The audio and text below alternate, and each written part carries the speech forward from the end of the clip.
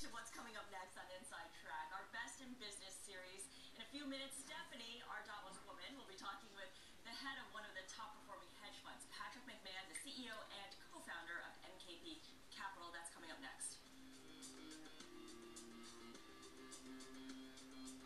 The exclusive look at MKP Capital.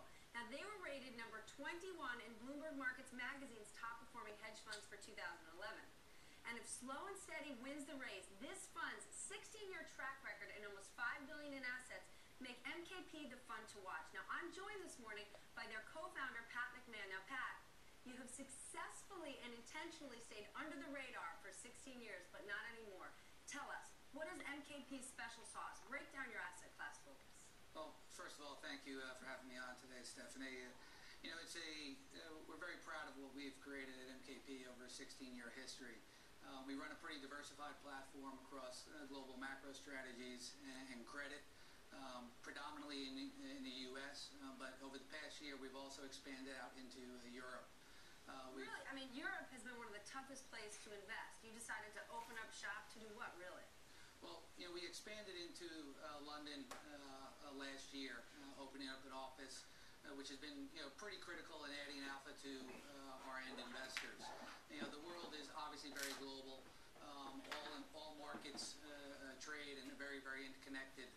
So having that London office, having a presence on the ground is critically important at this time. Now, I know you have a credit team as well as a macro team, and we keep hearing from funds, hey, in the last 2 years, we've had to change from being credit-focused to macro-focused, but that's easier said than done. You can't just become a macro guy. What is it about your macro strategy that you've been able to overlay into credit? Well, macro has to be ingrained into your process over a very long period of time. It's not something that you either wake up one day and, okay, today I need to have a macro view or not. We have built out a significant business over a long period of time.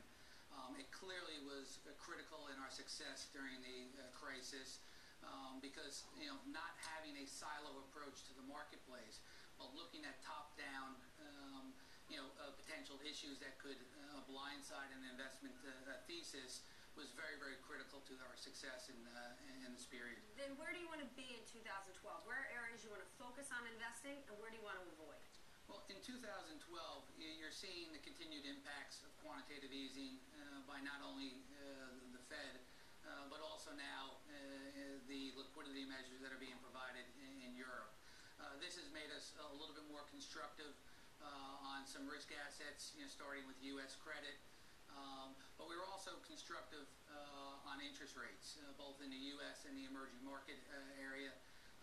Often people think that they move in opposite direction. I think the very intent of quantitative easing is to push people further out the risk curve, stretch for higher yields, but still keep a underpinning in the interest rate markets. But I see that sovereign debt is where you want to avoid. Isn't this ECB injection making you feel good about sovereigns?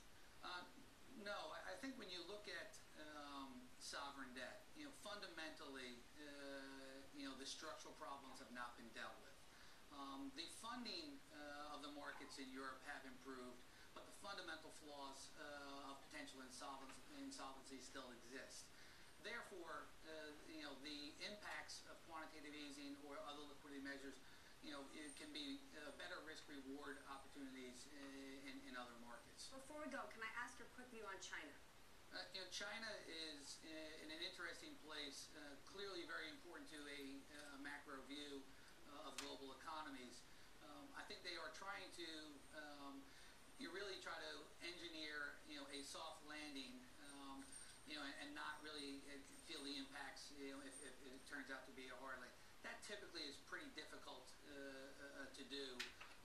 And the important thing really out of China is that there is the shock absorber that it represented in 2009 for global markets based upon their demand.